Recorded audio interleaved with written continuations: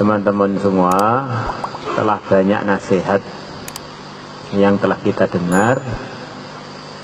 Pentingnya kita memastikan sisa-sisa umur ini supaya selalu dalam ridhonya Allah, yaitu kita rawat benar ahlu sunnah wal jamaah kita, berakam kita dan bertauhid kita, benar-benar kita evaluasi 24 jam supaya kita ini kapan aja wafat dalam 24 jam, termasuk bagian dari al-firqah an-najiyah.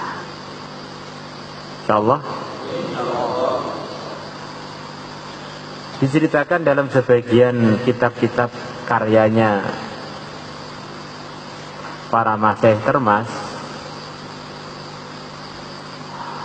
bahwa di antara kebiasaan banyak masyayikh kita, kalau mereka mau memulai pengajian membaca Fatihah. Apa rahasianya? Fatihah untuk guru-guru, untuk pendahulu-pendahulu kita, baik pun guru-guru yang telah wafat maupun yang masih hidup. Di antara berkahnya kita Fatihah pada guru-guru kita, nanti akan ada silah ruhaniyah, hubungan ruhani antar kita dan antar guru kita. Almar'u ma'aman ahabba. Orang itu akan dikumpulkan dengan yang dia cintai. Tahadau tahabu. Di antara fungsinya saling hadiah menghadiahi, Allah akan datangkan kecintaan. Maka harapannya kalau kita ini mendoakan guru-guru kita, harapannya Allah mudahkan kita untuk dapat keberkahan dari beliau-beliaunya. Antara kita dan guru kita akhirnya ada hubungan rohani yang tidak tampak. Seperti umpamanya kita ini punya anak yang mondok, karena kita punya hubungan rohani, anak kita di pondok itu sakit saja kita terasa. Maka harapannya kalau kita ini ada hubungan dengan guru-guru kita ahlu sunnah wal jamaah, kita ini jadi terbimbing terus di dalam merawat Islam kita. Wa sholli alaihim inna salataka sakanul lahum. Wahai Nabi Muhammad, berdoalah untuk mereka. Inna salataka sakanul lahum. Sesungguhnya doamu ini akan menjadi ketenangan bagi mereka.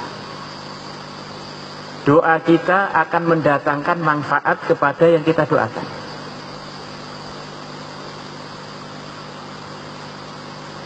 Begitu pula sebaliknya,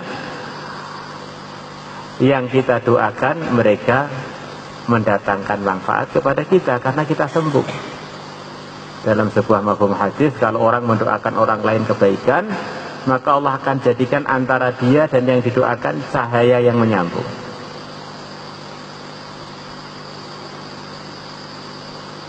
Suatu hari ini cerita pengalaman saya. Ayah saya tiba-tiba memarahi saya tidak ada asbab. Sampai saya ini jadi bingung, ini ayah saya kenapa sih kok marahi saya sampai benar-benar marah. Selepas saya pulang dari Pakistan, pulang sebentar aja itu 96. Maka Kiai Ujaran datang pada saya, kamu jangan heran kenapa ayah marah. Tidak usah kamu tanyakan apa sebabnya. Itu sebabnya satu aja sebetulnya. Mungkin hari ini kamu lupa berdoa untuk ayah. Akhirnya ayah melihat kamu tuh sebel. Maka saya Fatihah, tiba-tiba ayah saya sudah senyum, sudah gak marah lagi.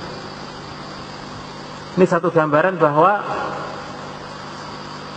apa yang di hati kita itu mempengaruhi perilaku kita. Kalau di hati kita ada mahabbatus sholihin, mahabbatul masyayikh, mahabbatul ahli sunnah wal jamaah, nanti kita akan sembung dengan mereka, akhirnya kita mudah untuk mengikuti jejak-jejak mereka. Insyaallah. Maka sebanyak mungkin di antara doa kita itu adalah kirim doa kepada semua tokoh-tokoh Ahlus Sunnah, guru-guru kita, para sahabat, sampai yang mulia Nabi besar Muhammad SAW, supaya hati kita sembung dengan beliau-beliaunya, akhirnya kita menjadi mudah lurus, tidak bengkok-bengkok di dalam menghabiskan sisa-sisa umur kita. Kemudian yang kedua, ini pertama, selalu ada rabithah ruhaniyah dengan orang-orang soleh. Tubuh kita ini para hadirin memang tambah hari tambah menua. Tetapi kalau jiwa kita atau nyawa kita, ini Allah ciptakan untuk selama-lamanya. Maka orang itu bisa saja tubuhnya sudah hancur, tetapi semangat dia masih. Jangan dikaitkan umur dengan semangat untuk takwa.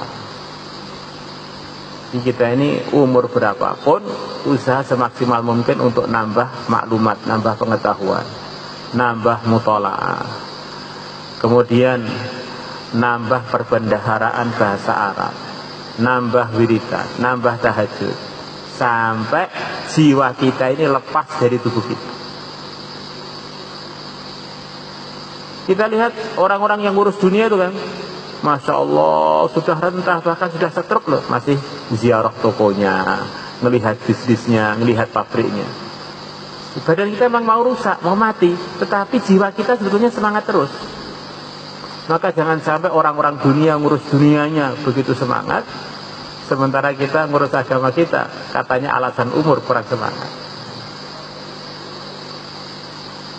Mungkin badan kita nggak bisa lari seperti dulu, tapi kita bisa berpikir, berdoa, bergerak sekemampuannya. Nggak mampu lari ya naik sepeda motor, naik mobil, naik bis, saja. Jangan kita beri kesempatan tubuh kita ini untuk banyak alasan di dalam mencari bekal akhirat kita, di dalam usaha menyampaikan kebaikan kepada umat. Insyaallah ya, selalu usaha untuk bertambah imannya dan amal-amal wajibnya dan amal-amal sunnah.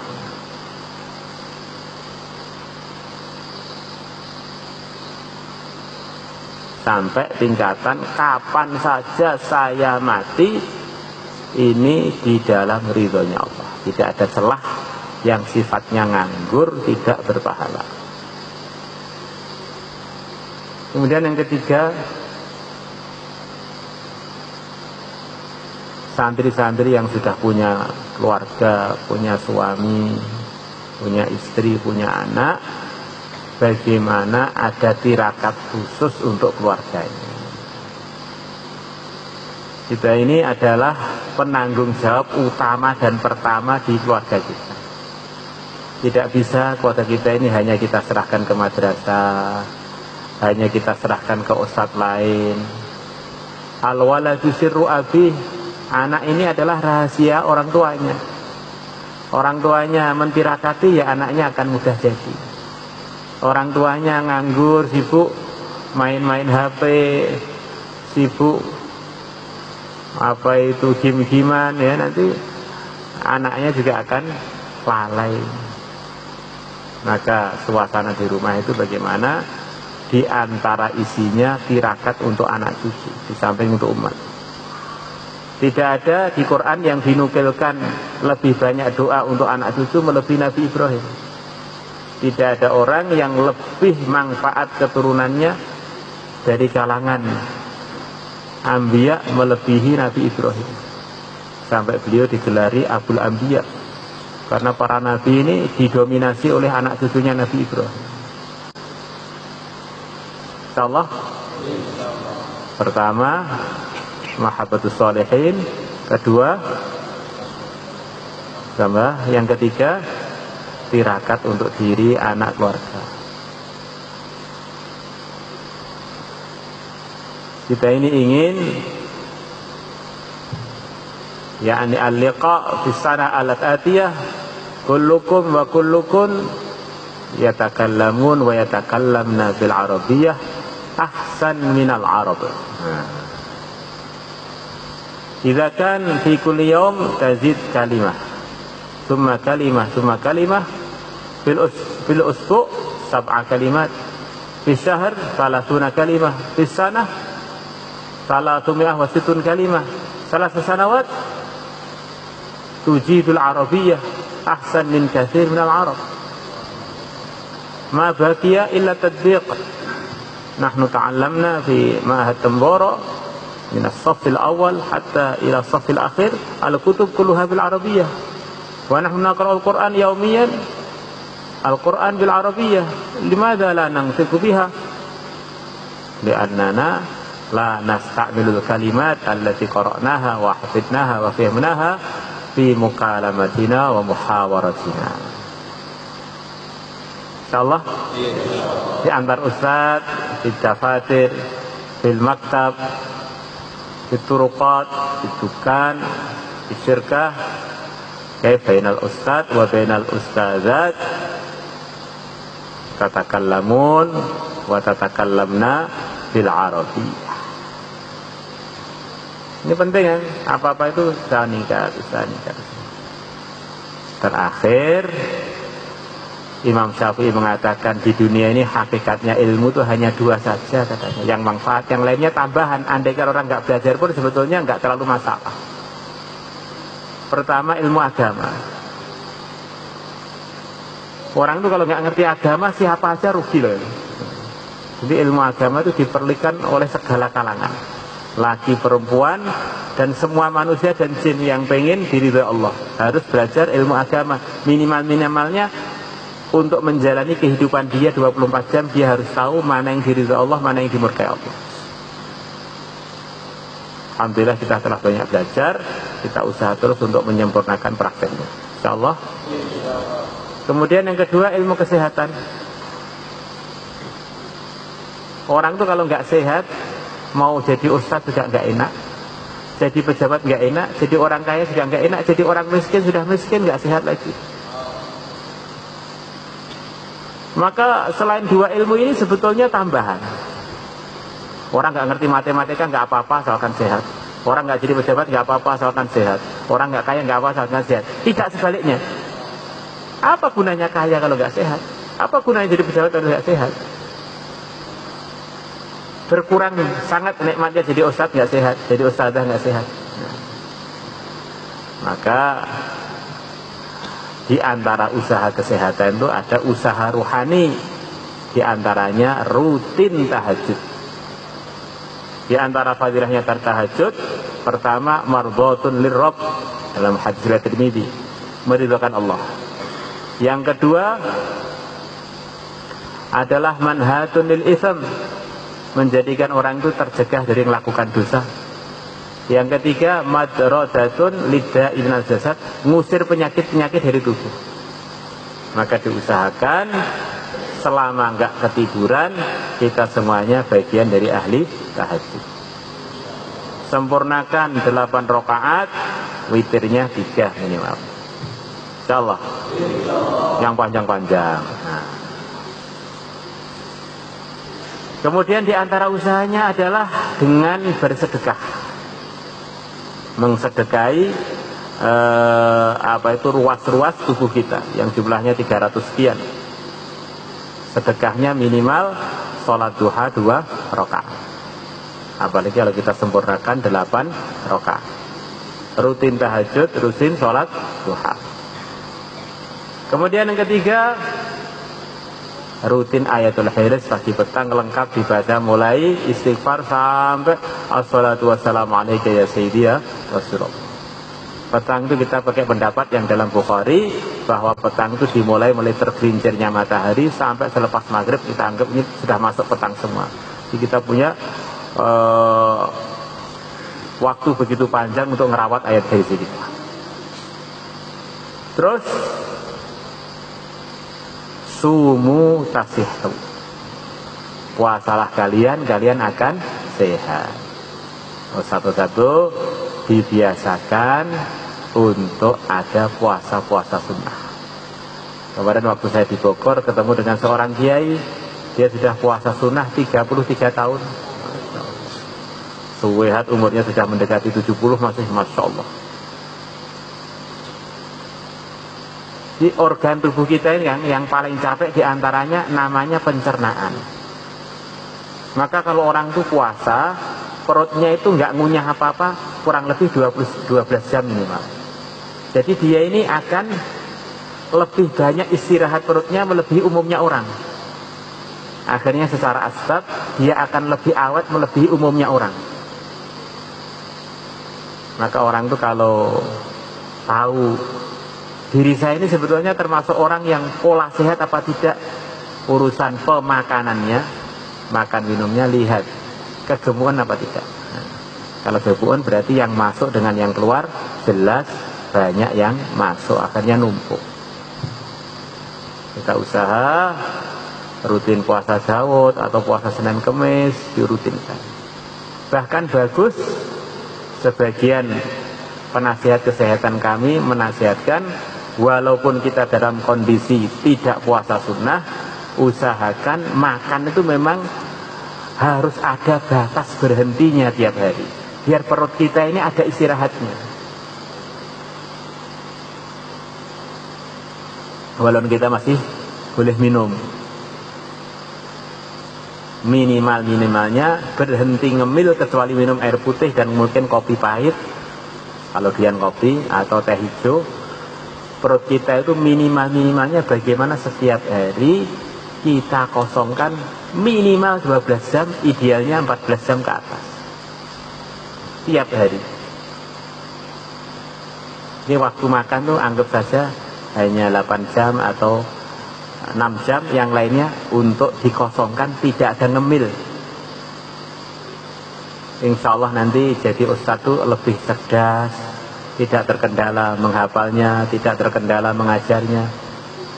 Imam Syafi'i mengatakan al-aqlus salim fil jismis salim, otak yang sehat di dalam badan yang sehat. Ini kalau ustadznya badannya sehat, ngajar itu juga bisa lebih bagus.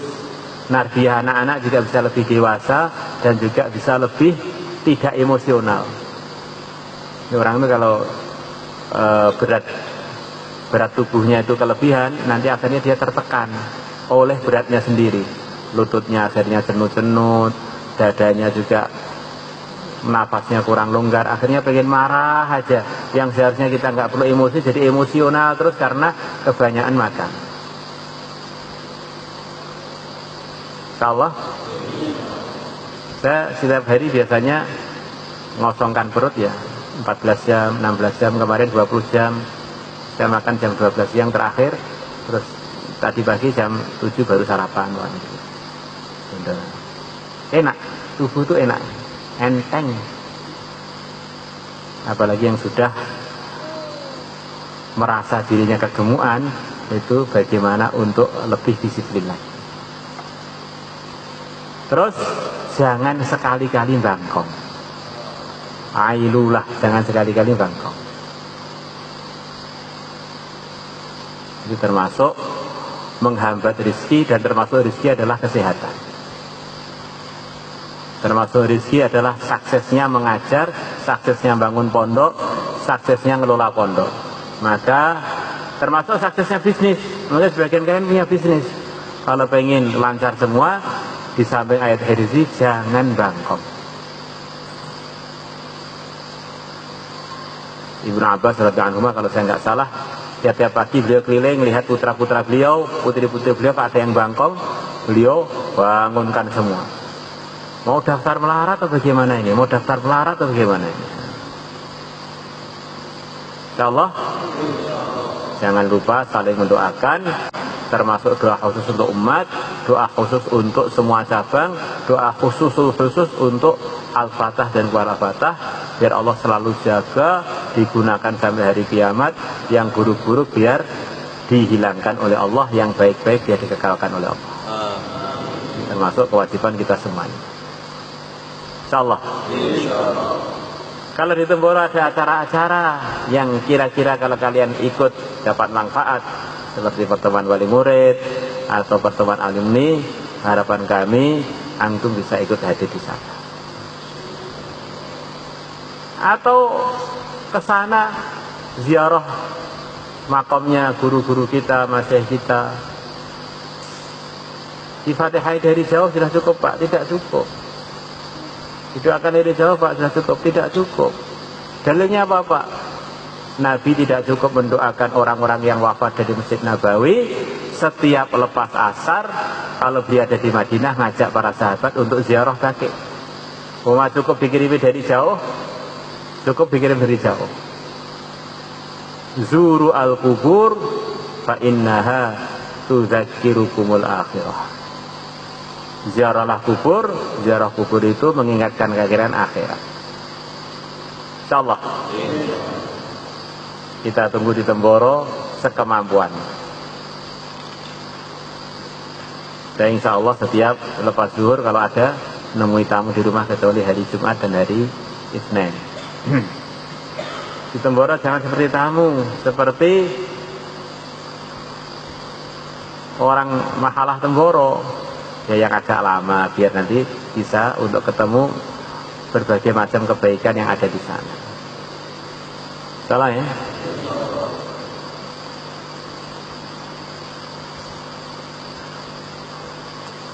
Suaminya yang sayang dengan istrinya, istrinya yang sayang kepada suaminya. Terus kita ini usaha anak-anak kita ini kita jauhkan dari main-main HP, main-main itu. Usahakan, bener-bener. Karena itu kalau anak kecil sudah suka HP, suka apa itu game-gamean itu, nanti ketagihan akhirnya mungkin kita mendidiknya sangat susah. Sampai sekarang di negeri Eropa, di negeri Jepang, Korea itu bermunculan ribu-ribu anak muda yang nggak mau kerja. Mereka sibuk main HP. Ada generasi pengangguran tinggal masuk nerakanya tok. Itu di Jepang dan Eropa banyak gara-gara ketagihan main game. Maka itu perlu kita waspadai semuanya supaya kita di sisa-sisa umur kita ini bisa lebih bermanfaat lagi untuk diri kita, untuk negeri kita, dan untuk umat seluruh alam. Insyaallah. اللهم صل على سيدنا محمد وعلى ال سيدنا محمد كما صليت على سيدنا ابراهيم وعلى ال سيدنا ابراهيم في العالمين انك حميد مجيد. حافظ علينا يا الله بركاتك ورحمتك وهدايتك وتأييدك بركات المسيح بركات الانبياء اولياء سيد الانبياء في الامور والاحوال والشؤون كلها. لا تجعلنا ولا فينا ولا معنا ولا منا اشقياء ولا محرومين بالمسيئين منا للمحسنين. صلى الله على سيدنا محمد وعلى اله وصحبه وسلم. الحمد لله رب العالمين. Kita ini di mana-mana bawa agama, maka usahakan bajunya yang rapi, tidak bau. Kita ini biar gak malu-maluin agama. Saling mengajar dan pengajar pembawa agama harus tidak malu-maluin agama dengan sikapnya, cara duduknya, kemudian cara berpakaiannya. Sampai diterangkan khusus satu kitab khusus. Kita musafahah, insyaallah.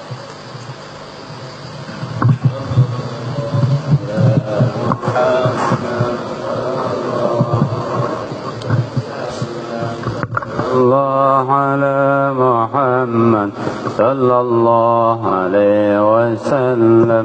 صلى الله على محمد صلى الله عليه وسلم. صلى الله على محمد صلى الله عليه وسلم. صلى الله على محمد صلى الله عليه وسلم. صلى الله على محمد صلى الله عليه وسلم.